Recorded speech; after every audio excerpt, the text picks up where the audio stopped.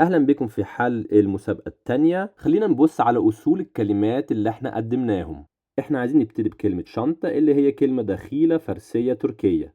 احتمال ان كلمة شنطة دخلت اللغة المصرية العامية من الكلمة التركية تشانتا اللي أصلها من الكلمة الفارسية جنطة. كلمة شنطة باللغة العربية الفصحى هي حقيبة، وباللغة القبطية هي أسوي، وبالأداة التعريف المؤنث هي تي أسوي. كلمة زرار هي كلمة عربية. كلمة مشت مذكورة بالخط الهيروغليفي، وهي بالقبط الصعيدي مشتوتة وبالقبط البحيري مشثوتي. لما واحد يبحث على كلمة مشت في كتاب Coptic Etymological Dictionary بتاع عالم المصريات التشيكي ياغوسلاف تشارني، هيلاقي ان هو بيكتب ان كلمة مشتوتة احتمال اصلها من اللغات السامية.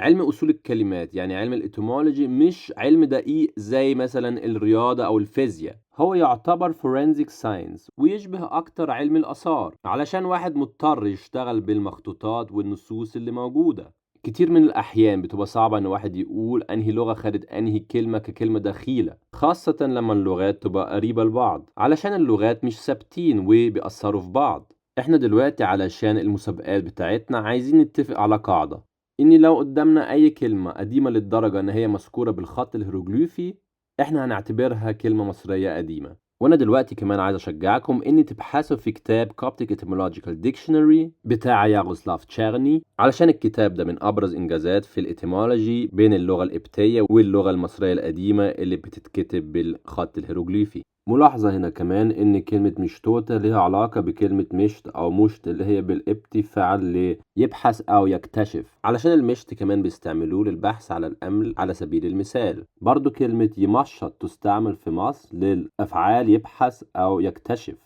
احنا كده وصلنا لكلمة شبشب. في رأي بيقول ان كلمة شبشب اونوماتوبوئية يعني محاكاة صوتية، يعني الكلمة بتقلد صوت الحاجة. يعني كلمة شبشب بتقلد صوت الشبشب لما بنمشي بيه، يعني شب شب شب شب شب شب، او بالانجليزي الفليب فلوب فليب فلوب فليب فلوب فليب فلوب.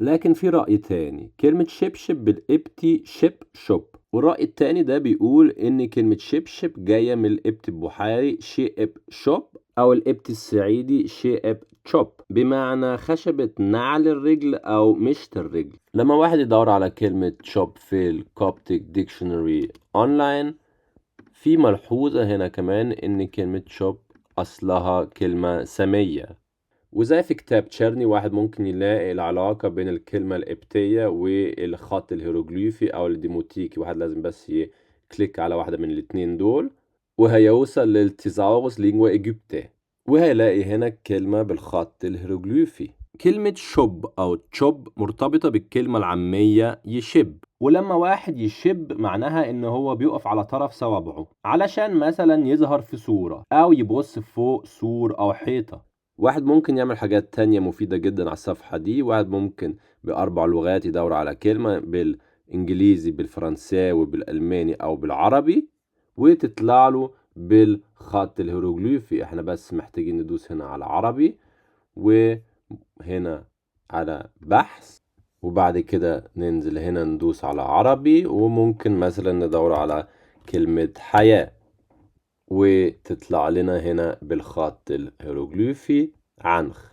يمكن برضو يبقى في علاقة بالكلمة المصرية جبوت بمعنى شبشب صندل رجل أو نعل الرجل، لو واحد فكر في ضياع الأصوات الأخيرة وضعف الأصوات الأولى. خلينا ننطبق القاعدة اللي احنا حطيناها للمسابقات دي. في الحالة دي احنا هنعتبر الكلمات شنطة وزرار مش كلمات مصرية، والكلمات مشت وشبشب كلمات مصرية.